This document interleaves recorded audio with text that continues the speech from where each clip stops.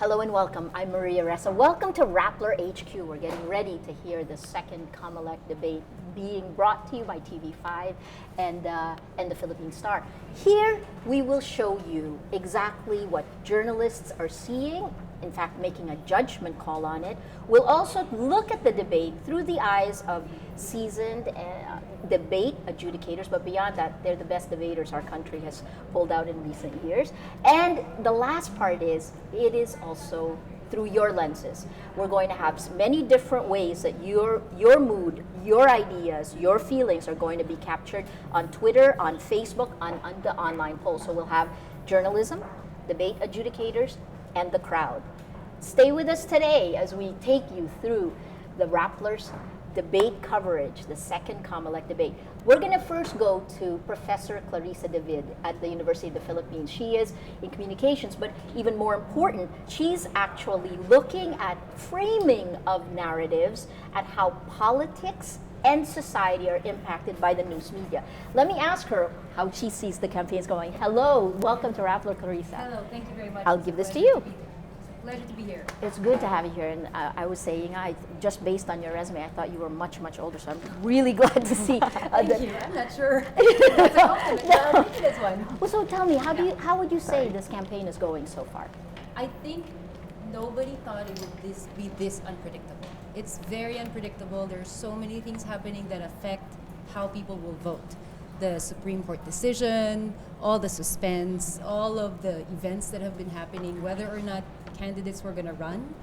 And I think one of the things that makes this particularly exciting as a campaign season is because it's so close. People in the polls are saying they're going to be voting for this candidate or that candidate. But the figures change so quickly, right? We are very close to election day. This time, last election, people more or less knew who they're going to vote for as president. You don't expect those votes to be so changeable. Right. But you get a sense now that even this late, you can still change people's minds because they had just decided. And you still have people who are just slightly decided, and you can still switch them. And that's what's going to make it exciting because it's still so close. And how are people trying to change people's minds? There's a lot of sorties going on. The sorties are going to be important because Filipino voters really value physically seeing the candidates. It is very difficult to change someone's mind about whether they're going to vote for a candidate once they see them in person. Especially in the rural areas, especially in the provinces that are very far from Manila, because there's a sense that it shows that these national level politicians are paying attention to their issues because they feel neglected. So it's important that that one of the big ways that they're trying to address this is to go out on sorties, and that's important. You're also doing a study, you're in the middle of a study right now on the impact of social media. I mean, what are you seeing so far on social media? Social media is interesting in the Philippines because it's with a growing set of the population. It's very young. They have a very different type of exposure to news. It's siloed in a sense that they get, because they rely on social media so much, without reading the physical newspapers. Exactly. When you read a physical newspaper, even if you're not interested in an issue, you're forced to see it because you're reading it. Or even if you don't read the whole article, you're at least seeing the title, so you know what issues are out there. But in social media, because everything goes through Facebook now, most of people get their news from Facebook if they're young. If their friends are not interested in a particular issue or a particular candidate, it is possible they're just not going to get that exposure to stories that are related to things that their friends don't necessarily find interesting. So they end up in these issue silos, and they end up in these candidate silos. Yes. Right? Because human beings always gravitate. Your friends are very much like you. Everybody's friends are very much like them. The echo chamber. It's an echo chamber. So everybody's in their own little echo chamber. So far, do you see it as a positive or negative effect? So far, I think it's a negative effect. I wouldn't say it definitively. The positive thing is there are many people who otherwise would not have any exposure to news, but have incidental exposure because it's on their feed, right? They wouldn't go out there and actually read a website. But if it's on their feed, they'll see it. The question now is, what is the nature of the information that gets on their feed? You focus on narratives that are created that ripple through society, right? Yes. I mean, how would you define the narratives in these elections? In these elections, the interesting thing is there's so many discussions about the history of people. Ah, fascinating. You know, it all goes to the Poe narrative is very dramatic. There's Right. a lot of it inspired a lot of debate about how we define having a state. How do we define foundlings? What are their rights, etc. And then Marcos, of course, has his own historical narrative. So this is not something that we've seen before, and it is very polarized. There are very rabid supporters of all of them. They have very rabid base voters, but there's a larger portion of the public, I think, that is really just trying to study the issues and make decisions based on what they think will be good for their own area. Fantastic. We're going to come back to you, Clarissa, in a little bit. Come with me now and let's talk to two people who've actually also focused on narratives. If you look on Rappler, you can see a series called The Imagined President, and I want to bring you two friends and two crazy people, two very smart people. We don't mind crazy, we get that a lot. Crazy is perfectly fine. You know Patricia Evangelista, who's a Rappler reporter, troublemaker we like to call her, but Nicole Curato is the former captain of the UP Diliman Debate Society, now a research fellow at the Center for Deliberative Democracy in Canberra. The two of you guys are working on the narratives of the candidates, and positive and negative, and its impact on society. Yes. So tell us. Let's start with Patricia, the Rappler voice. I mean, what have I'm you the found? Rappler voice? What have you found so far? I mean, how are these narratives different? Do you agree with Clarissa? They're all very interesting, but what's important about them is not so much whether they're true or not at the moment. It's that they resonate with the people.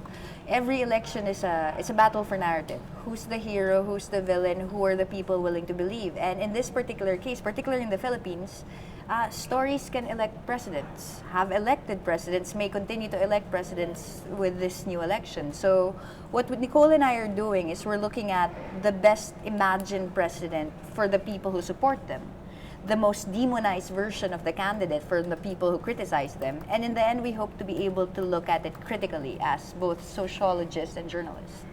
And Nicole, I forgot to mention that you are a sociologist by training. So what is this showing about our society so far? Well, the aim of the Imagined President series is to encourage what we call slow opinion making. If you read the narratives, they're not short. They're not 140 characters. They're almost 2,000 words each. And the idea here is for people to take a step back and try to reflect on the positive and the negative portrayals of these candidates. We always say that the elections, even though we talk about the portraits of these candidates themselves, is also a reflection of what we as a people like. So for example, there's this particular candidate that we like. Then we have to reflect on what characteristics that these candidates appeal to us, Yeah. or what negative characteristics this candidate has that kind of upsets us, that makes us not want to vote for them. So in a way, even if we're doing portraits of candidates, we are creating a space for people to actually start reflecting on what their preferred candidates say about themselves as well. About the people. And this is Precisely. not I a think- self-reflective society.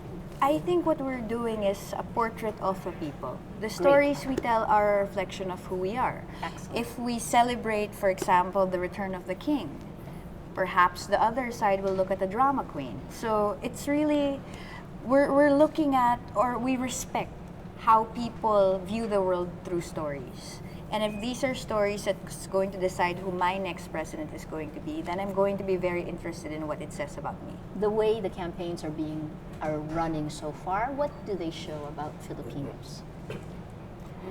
Well, there's a lot to say here, but I think since we're talking about the context of social media, especially where we published our piece, and Rappler is very active in social media. Oh, yes. I guess what we observed here is, for one thing, we're happy that the people actually got it, that we're trying to talk about the imagined candidate in terms of the perfect candidate. We're also talking about, in the next installment, the demonized candidates. We're quite happy that people actually got it. Or I think Nicole might possibly be a little too idealistic. We don't know if we're preaching to the converted. Maybe Right, the people maybe. who are sharing the positive stories about their particular candidates don't care Yes. about the other candidates. But once we go Right, to the hard demonized. to the demonized version of the candidates, once we attack, very possibly it will get the same response as other stories in Rappler that were attacked But badly. let me ask you again, what do the narratives that keep coming up, what do they show in a broad brushstroke? What do they show about Filipinos? What do we want from our leader?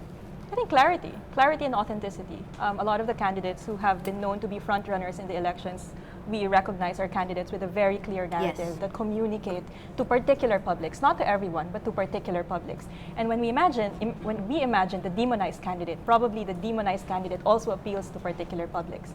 I think just banking on what Claire said, it's a very fragmented electorate at the moment. That's Yes. why it's still anybody's ball game, and that's why the narrative matters now more than ever. What is it about this candidate that they want to communicate to us? But more importantly, how the public also takes part in creating that narrative.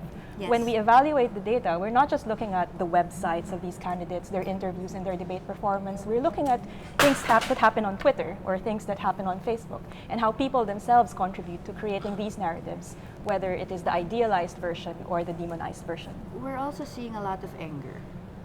Anger, thank Anger you for, is- yeah.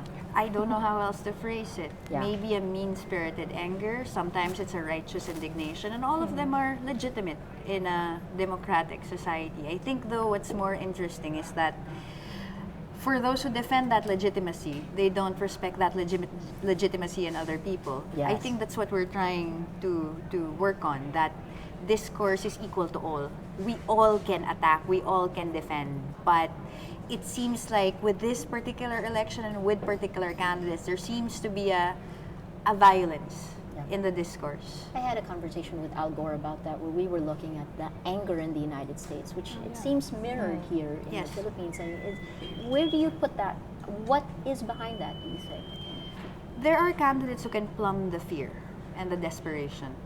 And for some, they're very tired. They have legitimate reasons to be angry. And if a candidate says, today, it will be over. In 3 to 6 months, it will be over. In whatever case, there's hope there. Even in the violence, there's hope. And I guess this is legitimate as well. Fantastic. Nicole, any thoughts on that? I just think also that since everyone can now have access to social media or just have their voice out there, there's a tendency for some people to just keep on going to the extremes. Because one thing has been said already, how do you top that? So Right. it feels like it's a slippery slope on how nasty can people get, because the last nasty post was not nasty enough. Someone can easily top that. Yeah. And we're hoping that that stops. We are hoping that by promoting such debates, for example, what's going to happen this afternoon, it's this particular genre of engaging based on reasons, taking a step back and reflecting on candidates' positions. We hope that this somehow, or maybe I'm just being naive about it, but we hope that somehow it sets the tone on how the political conversation should happen. I think idealistic. The November 2013 Gallup poll said the Philippines was the most emotional Emotional country in the country, world, yes. right? That says the a lot. Assault on Reason, again, a book by Al Gore. I hope I share your idealism. In addition to what we're actually, to what they've done as journalists and as a sociologist, you have 3 people who are probably probably the country's best debaters. They certainly know how to judge debates, and they're here. Nicole will be joining that panel. In addition to that, we've got Joan De Venecia. She's the world's finals adjudicator, a bar top-notcher, and now a professor at the University of the Philippines, the sole gentleman, dapper in his suit, he says, and is Glenn Toison. He's a 2-time Asian Best Speaker, Asian Debate Grand Champion, meaning he's the best. Now an associate, he's also a lawyer now, right? So let me ask you, how are you going to judge this debate? Okay. I'll start. First thing I'm looking for is responsiveness.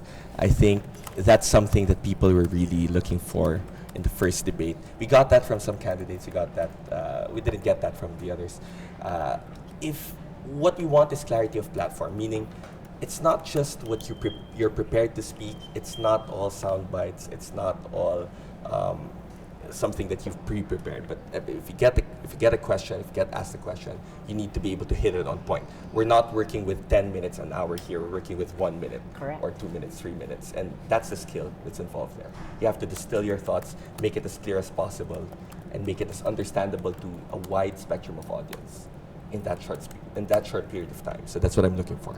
Excellent. Joan?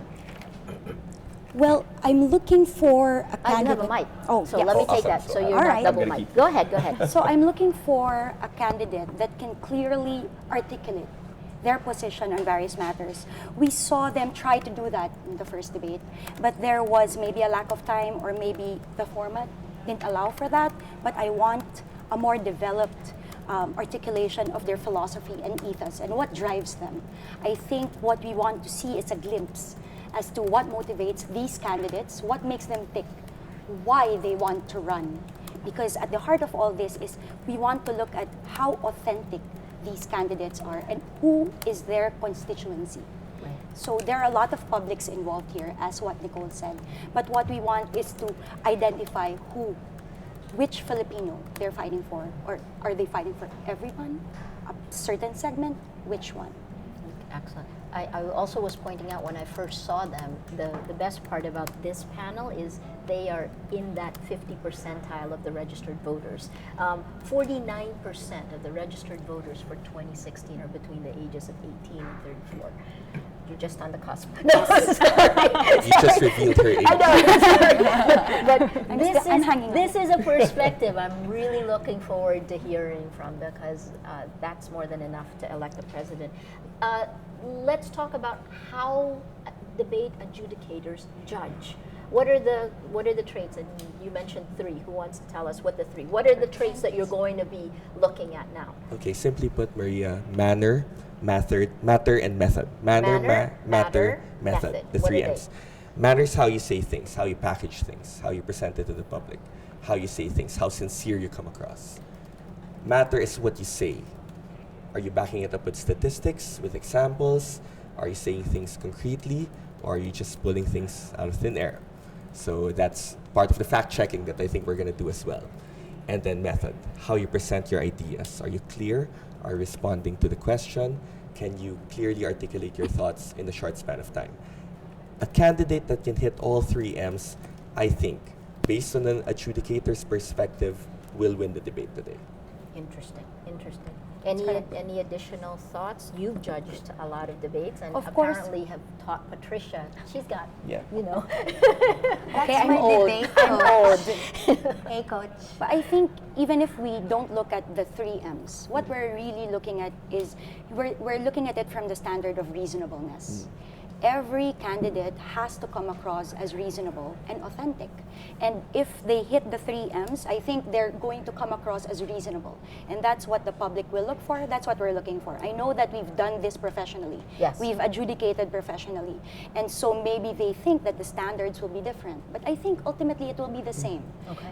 Whether I'm looking at it from a layman's perspective or whether I'm looking at it from a lawyer's Professional, perspective or right. a professional's perspective, I think it's going to be the same. We're going to look at it from the standard of the reasonable thinking Filipino. So I'm giving you some reactions on social media right Right. now. One of them is actually saying, I should disclose that Nicole Curato is the wife of the new PPP Center head, Raj Palacios. Yes, she is. Yeah, does that change the way you will look at this debate? No, if we can only live stream domestic debates 2016. Okay, and then also earlier there was a question about your relationship to Binay. Can Right. you please, Joan, I address was that? a career official at Pag-ibig Fund, and I stress that because I was hired based on merit. Right. So Pag-ibig Fund is a GOCC, and Vice President Binay chaired that GOCC, but he resigned already, and I have resigned as well. I'm back in the private sector. Fantastic. And I think let me just tweak the perspective that just because somebody is doing something that's connected to someone else doesn't mean that they necessarily take a position. correct. Right? I think those are some of, I mean, if you look at it again, where you sit and stand in the room, doesn't matter as long as you disclose where that is. I think go ahead, Patricia. we should also ask them what they thought about the last debate. That's exactly where we're headed. Glenn, Excellent. for example, did his own adjudication while the debate was happening because he possibly couldn't control himself and then Fantastic. posted Go. it online. Glenn, what did you think? That was part of my natural instinct. I was just watching it on TV, and then after a few minutes, I brought out a piece of paper like this. It's a condition. It's a condition. Yeah. I started jotting down my notes, and then I decided to share it on Facebook, and I guess some people decided to share my notes. So I had a summary of the first debate. What did I think of the first debate? I found it a bit wanting in terms of clearly spelling out where candidates stood, especially as regards clashes on policy. You had a lot of people agreeing with each other, except that you're going to one-up by saying, I plan to do the same thing as the other candidate wants to do, but I'll do it a bit better. But actually, what I also thought in the first debate is we had a clear strategic gap, meaning we had two candidates, Grace Poe and Mar Rojas, who were speaking about policies and concrete plans and statistics. That was the strategy. I'm going to tell you about what we've researched on, what we plan to do, and this is how we plan to address problems. The other three also had a valid strategy. You had them talking about from the perspective of an executive official, meaning it doesn't matter what the plans are, but this is how we plan to implement it. And that's the focus of their strategy in the debate. So you had Duterte saying something like, it doesn't matter if you have a lot of plans, but if you are beladen with corruption, then you need someone with a strong will to do things and to get things done in 3 to 6 months. You had Miriam Santiago questioning the budget. She was saying it doesn't matter if you have plans, but where are you going to get the money? Yep. And then you have Binay, who kept on repeating that he's a decisive leader. Yes. You need someone who can take quick steps, take quick actions. So you see that there are different strategies in the first debate. Some were a bit more effective personally for Yes. me than the others, but I want to see those distinct strategies more emphasized in this debate, coupled with the distinctions in the platforms and their senses. Who won the debate for you? I think Grace Poe took it by a hair. By a hair. Yeah. Who was your second? Possibly Mar Rojas, I think. Interesting. Okay. You know, Rappler did rounds 2 and 3 for Grace and round 1 for Mar. Joan, your thoughts on the last debate? Well, for me, I thought I agree with Glenn, there was a difference in strategy. There were certain candidates who opted to be more detailed and maybe used more of the statistics and facts and figures. And I detected a bit of memorization. While some stuck to surface motherhood statements, safe answers, sound bites. Interesting. And I thought they were sometimes more effective to do the sound bites vis-a-vis the details. And then maybe sometimes the details were more impressive because they came across as more prepared. It depends on what you were looking for from the candidates at that time. And so now what I want is really a more in-depth analysis per candidate, per issue. Because, you know, they just glossed over that a bit in the first debate. And so what I want is a clear policy direction from each candidate. And I hope that they'll be able to do that. I hope that they're more prepared and that, you know, we're going to get the meat from everything that we're going to say later. Nicole. I'm just going to shift gears a bit because a big part of the debate is not only the debaters, but the hosts themselves, the moderators. And I have high expectations for this debate precisely because some of the moderators are well-respected journalists, well-respected news anchors. I expect them to frame the questions in such a way that it brings out the policy differences of candidates. The last debate asked very important questions. A lot of these questions are gut-level issues like hunger, for example, or what to do with agriculture. Right. But these are just very broad questions drawn from a fishbowl. Now I'd like to see precisely what sets Grace Poe, Mar Rojas, Duterte, and Jejomar Binay apart in terms of policy on agriculture or climate change. And you can't bring that out if you just ask very generic and broad questions. If it's a well-researched question, it's a question that's pointed. It's a question that directs the candidates to spell out what sets them apart from each other. So the expectation, I guess, is not just from the candidates, but the moderators themselves. The best part of a debate is the motion, right? How you frame the question. And a motion that sucks will ensure that the debate will suck. But if the motion is framed properly, we can have a very, very interesting debate. So looking at it from the perspective of a candidate, though, if I'm going to fulfill your expectations, you would represent, let's say, A, B, C1, C2, which would be 14% of our population. C, D, E, the majority of the voters, have different expectations.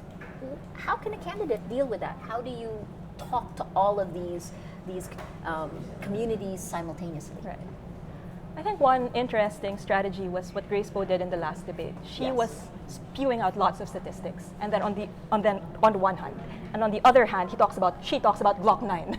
So she has that really interesting mix of appealing to people who care about statistics and data, and appealing to other people who care about more artistic references. Maro has tried to do it with a metaphor, but I think the metaphor didn't quite work when he talked about Being the driver. yes, driver picking of the a school bus. chauffeur of your kids to school. So maybe it can be, his metaphors can be tweaked a bit so it can appeal Yeah. to a broader section of the population. I was expecting more from Vice President Binay in last debate because when we were doing the Imagined President, he had a very clear narrative. His narrative is, I was born poor, I know how it is to live in poverty, I can solve poverty, look at Makati. That was a very clear narrative. I think his opening statement was very, very clear, but it wasn't, there was no follow through throughout the No, debate. I think So I had- actually what he did was he kept trying to go back to that narrative. Yeah. But he couldn't tie it back to actually what the debate question was. Precisely. But I'd like to follow up because across the standards for adjudication and the expectations you guys had, it was that you want delineations Right. in policy and principle and Yes. ideology. What if there aren't? They all believe in saving the world, helping the poor, giving irrigation, feeding the hungry, all of that. What if those policy delineations actually don't exist beyond all those promises? But I would like to think that there are different ways at getting there. And so maybe they can concretize, like for instance, how to feed the poor, conditional cash transfer. How do you get there? How do Or you what get can from you do point in A to- 3 to 6 months? That's if- right. Yes, What yes. if all of them did say they're for CCT? So they all agree that this is a good policy and principle. Nobody would disagree with it. So how do you create ideological delineations in a personality-driven When there are election? Right. Yeah. Then ask something else. I mean, I think a lot of media outfits have done a fantastic job outlining where candidates stand on issues. If everyone's for CCT, then let's not talk about CCT. Right. Yeah. Correct. Let's talk about Maro has this proposal of bottom-up budgeting or the Karapatan Fund. That's novel. That's exciting for me. Right. What do they think about that? Good. So I think a lot of this has to do with the way the questions are framed as well. correct. Interesting, interesting. Anything else, Glenn, before I... No, Any last? I think that's it. Let me borrow the mic. This time around, we're going to take you to the editors. Actually, before we do that, here's what's happening on social media, right? Right now, overnight, at 12 a.m. and at 4:20 p.m., we have Jejomar Binay at 61% on Twitter share of voice. He's number one. Rudy Duterte is at number 2 with 24%. Mar Rojas at 9%, Miriam Santiago at 4%, and Grace Poe at 2%. So it looks like what we're seeing right now is a surge for Jejomar Binay. The vice president looks like he's pushing on social media. That's a difference in this round. Let's go now to our editors, because in addition to our debate adjudicators, you're also going to hear a judgment call from the editors. Why will they choose the winner? What are the characteristics they're looking for? I'm going to bring you to Chai Hofilenya, who's the head of our investigative unit. Hi, Maria. Hello, Chai. As in the first round, we're also looking at the same criteria, basically unchanged. We will choose the best candidate per round, and we will be looking at 3 things. One is truthfulness, the values and the consistency that the candidate is able to show. Second is overall impact, whether the candidate has a vision, whether there is leadership, and whether he is, of course, able to articulate what he wants to do if he wins as president. And the third is stock knowledge. Is he knowledgeable about issues that matter to the nation? Are there facts on file? So reversely, the candidate who will be a loser would be someone who would fail to articulate what he wants to do if he wins as president. Someone who's tentative, someone who's inconsistent, someone who's bluffing, and someone who we find to be even lying, if ever. Hopefully, we don't spot that. And the third would probably be a candidate who just shows very, very superficial or surface knowledge. It's so interesting because the way we framed this before we talked to the debaters, and Yeah. if we actually compare the 2 characteristics, they're very similar. They have their shorthand of 3 words: matter, manner, method. Tayo, we're a little bit, I know it's all about them being able to actually lead, diba? In all the ways. But anyway, similar traits. Yes. Actually, what would be interesting for us in this round would be the candidate who stands out, Right. someone who's distinct. Because in the first round, there were very very similar positions, and they were not as like Duterte would say he agreed with Miriam. So we don't want that. I think this is a debate is an opportunity for candidates to show how different and how distinct they are from each other, so that voters will be in a better position to decide. Like if you look at the latest poll results, Grace was still number one. She had 28%, and Right. this was an improvement from the previous survey. Interesting is Duterte, Right. because he climbed to number two and pushed down Binay. Binay. At the largest, right? Is it a 4 percentage point increase? Right. When he climbed to number 2. Yes. Sorry, Duterte climbed it was a 2 percentage point increase from 22% to 24%. Got it. And then it's Binay and Rojas still very, very close, at practically tied at the third spot. So we will see, we will be on the lookout whether, because in the previous debate, we chose Grace as the overall winner, but I remember Mar took round one. Right. So we will see whether the same pattern will be observed in the second debate. I'm going to throw a question at you. You might kill me for asking you right now. But Yes. Rappler is the only news group that is calling the debates so far from the last debate, right? Why are we doing it?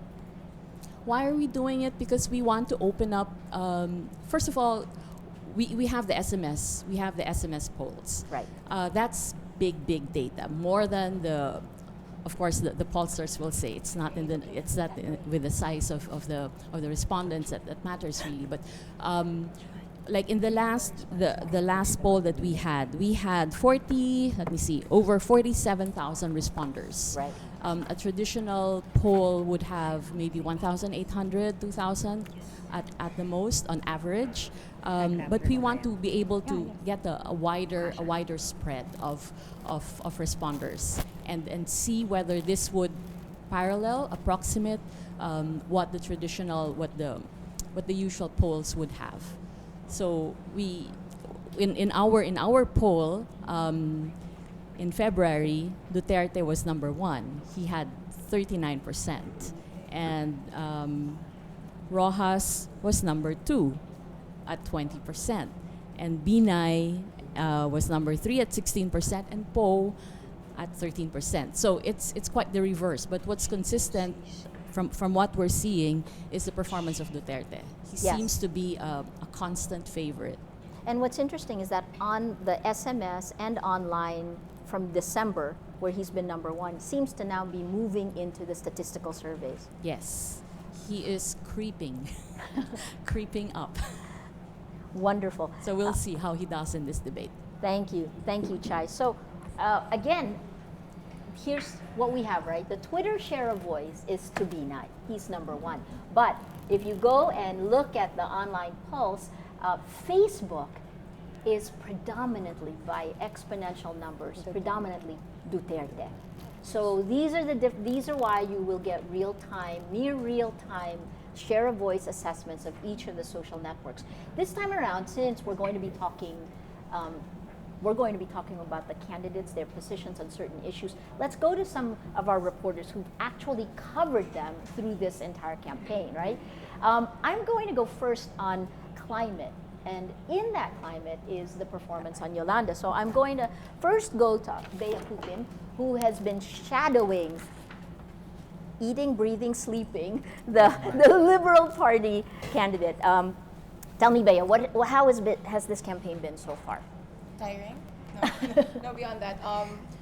Well, obviously the Liberal Party is running on a promise of continuity, which is kind of unique in the Philippines because usually, well, they pointed this out also, that most candidates promise change. A lot of candidates now are promising change, and they're saying that they'll continue what the current administration has started, and that actually the line is the past 5 years are a preview of what's to come if you vote for them. So that's very interesting in terms of covering the Liberal Party. When you talk about Yolanda, obviously Secretary Rojas, among all candidates, he has I'm not sure if it's right to call it baggage, but obviously he was there during Right. Yolanda, and his opponents hit him for his performance after the storm. So for sure it'll be brought up later because climate change and disaster reduction, net risk reduction will be a topic later. So I'm told that they've prepared for this because they've already prepared for it the first time. So we'll see how it'll be interesting to see how his rivals will bring it up. Like, how will they attack the issue? Will they bring up the old criticisms that he was inept, he didn't do the right things, or will they bring up these allegations of corruption which are cropping up now, diba, na parang where did the funds go? So Fantastic. Bea, thanks. I want to turn from Mar Rojas, let's go to Rudy Duterte and climate change, which is in one reporter. Pia Ranada is our green reporter. At the same time, she's been the shadow of Mayor Rudy Duterte from the time he declared, before he declared until now. Assess his performance, and then please tell us what you see as the topic of debate today, the climate change. Well, I covered Duterte a few days ago, and it was the first time I heard him say climate change in a sentence. And he was talking about El Nino and how the earth is cracking up in Mindanao. And I was impressed because I never heard him say climate change. Always El Nino, always the heat. So I think he's been preparing in his own way. He's been reading up on the issues. He's been talking to experts. So I have high hopes for him. I hope he brings up the Mindanao issue because climate change and El Nino really did hit Mindanao quite badly. A lot of crops were damaged. A lot of farmers were left fending for themselves. So I really hope he does well this time because he has the advantage of knowing the situation on the ground in Mindanao.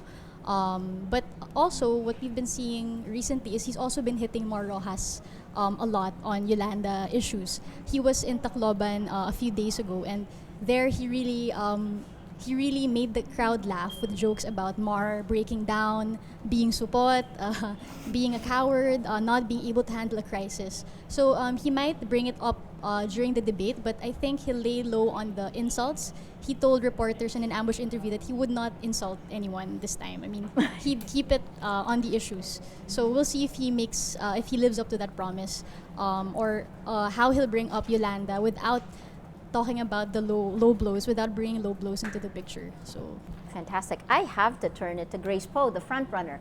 That's you, Camille. Camila Lamia has been shadowing Grace Poe. The Supreme Court decision was 2 weeks ago, and now she's prepared for this. How has her campaign changed over the last few months? Well, ever since the Supreme Court released that decision, Poe has been more of upbeat in her campaign. Maybe because there's no more, the biggest hurdle to her candidacy is almost over.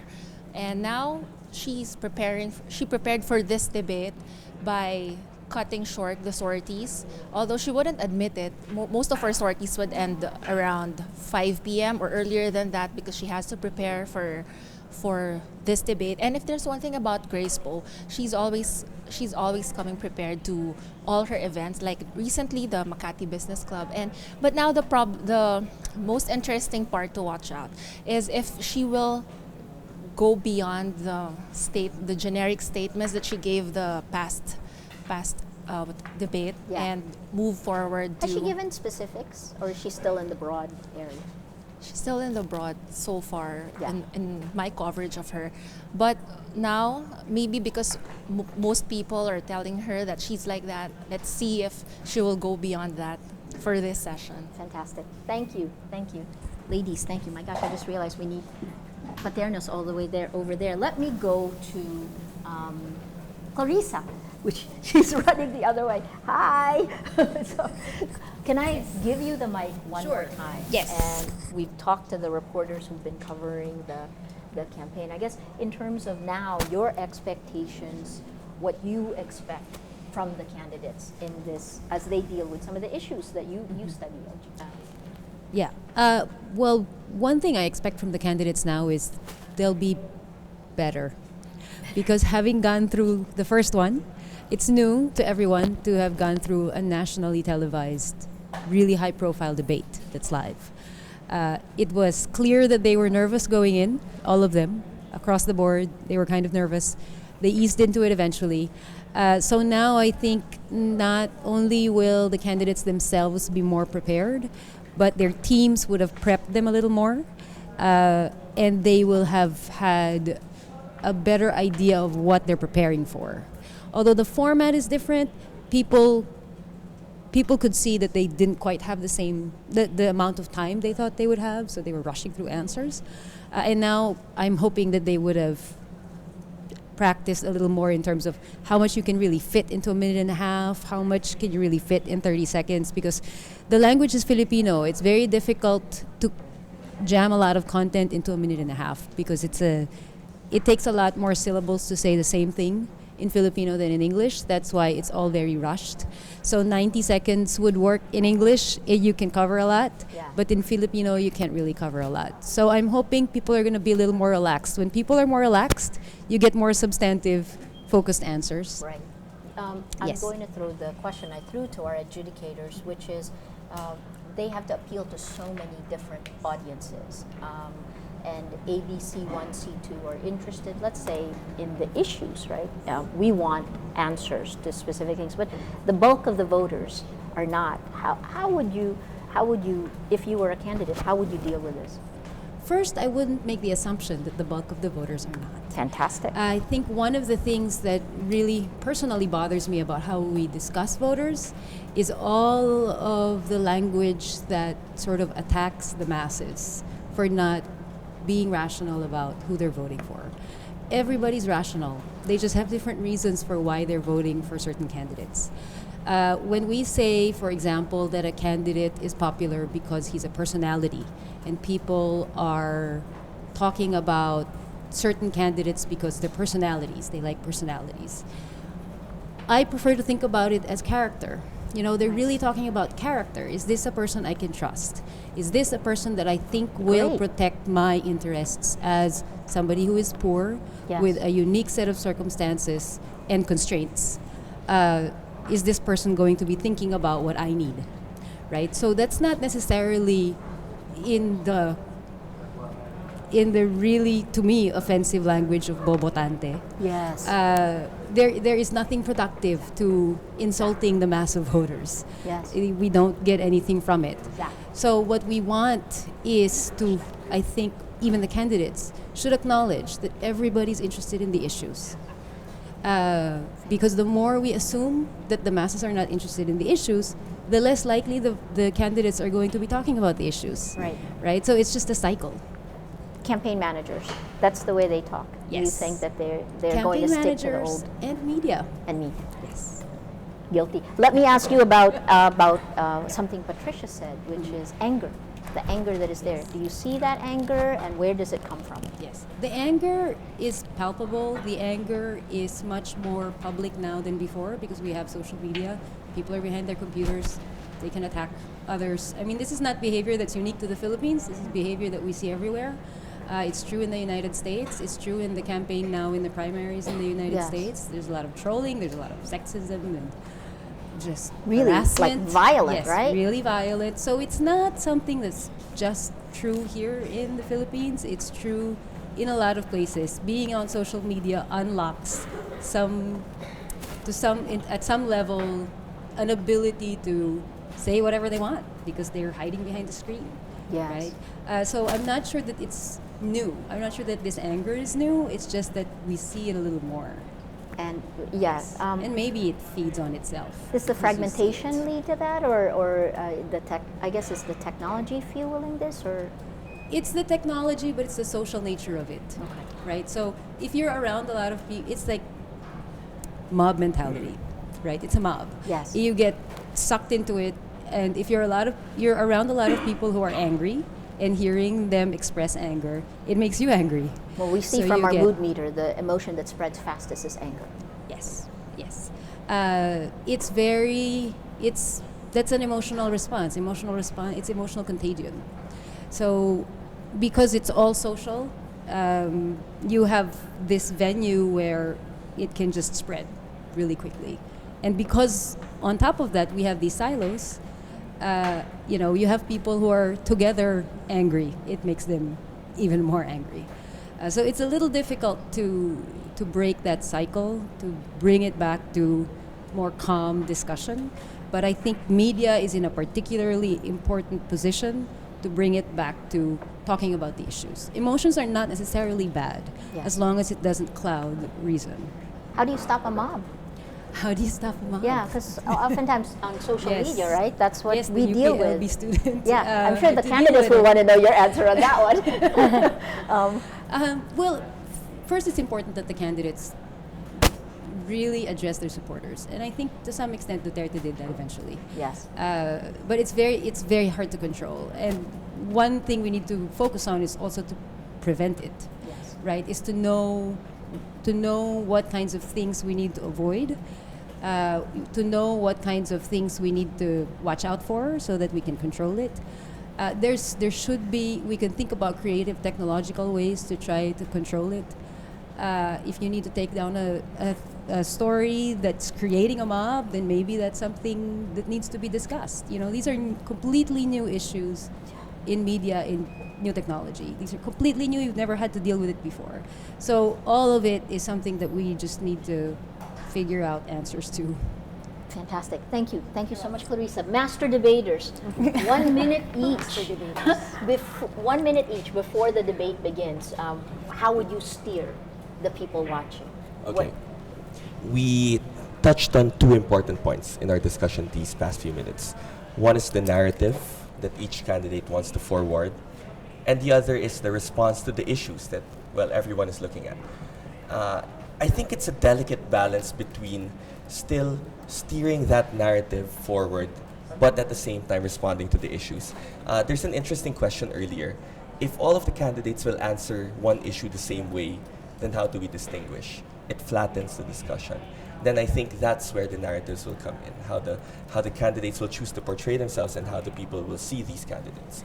So that's how you color the differences between how each candidate will respond to the issues. And in the same way, if you go to the other extreme, that you just talk about narratives, but you don't put in details, you don't put in concrete platforms, you don't put in direct responses, then you don't go any further than just a talk shop or just the usual cosmetic campaign that we want to move past. That's why we're doing something like this. So it's the narrative and the responses. I think a delicate balance. The candidate that can do that in this debate, I think, should be able to get some, headway. Joan. So I think that for A, B, C, D, and E, there are different issues that they would want each candidate to highlight. And so there is that temptation for each candidate to go for the least common denominator when discussing, because that's the only way to reach all publics at the same time. But if they can go beyond that, if they can find a way, a strategy to rise above that and maybe discuss every issue at a higher level of intelligence and maturity, then I think that maybe they can attract me, they can attract me.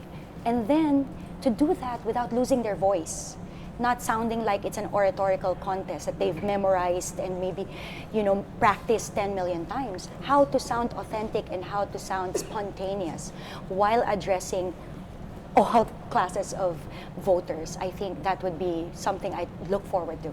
Thank you. Nicole. I just think we are all subject to the rules of responsible speech. If you're a supporter of a candidate, I think your obligation is to enrich the discussion rather than to stop the discussion. You stop discussions by name calling, by shaming other people on social media, for example, or threatening them. We're all subject to rules of responsible speech. If you're an undecided voter and you're listening to this debate, I think it's important to come in the debate with an open mind and try to keep on asking those important questions.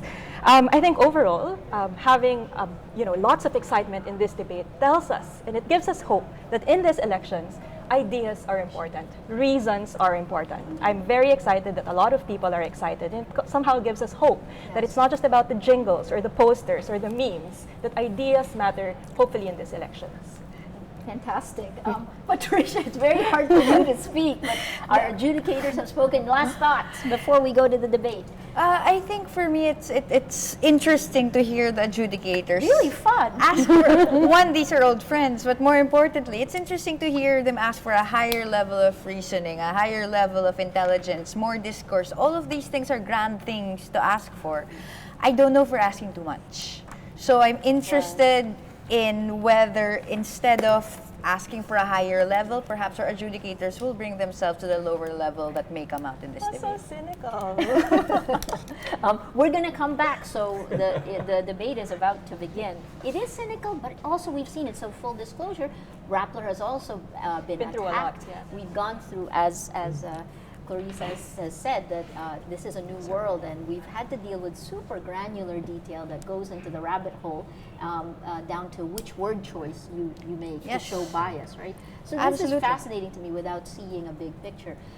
Where will the electorate take us? Well, we're going to go off while the debate is happening. We're going to be watching very closely. Oh, the debate is not yet happening. What we're going to do is on the page. So if you go online right now, you can see the Pilipinas 2016 Cebu presidential debate. You will see the live moods are visualized, and I think our social media will post that link for you. In fact, I'll post it for you right now on Twitter, so you can see it. And on that, you will see every single development will have its own mood meter. Vote how you feel on that. At the same time, Twitter is looking at the sentiment analysis, and at the same time, it's share of voice, which candidate is being discussed the most. Facebook, we're looking at which post, which candidate is running away with it. There's Senti, our partner from LaSalle, is actually doing sentiment analysis of both Facebook and Twitter. You will see that on the page. So stay with us. Let's look at the debates. Let's be open to reason. Take your emotions and vote. And then let's see if you're actually able to influence others. This is a fantastic time, a very exciting race. Let's bring it to higher levels. I'm Maria Ressa. We'll be back with you soon. As in between the debate, you're going to hear back from our very learned, intelligent debate adjudicators, as well as the editorial team of Rappler. Thanks for joining us. We'll be back.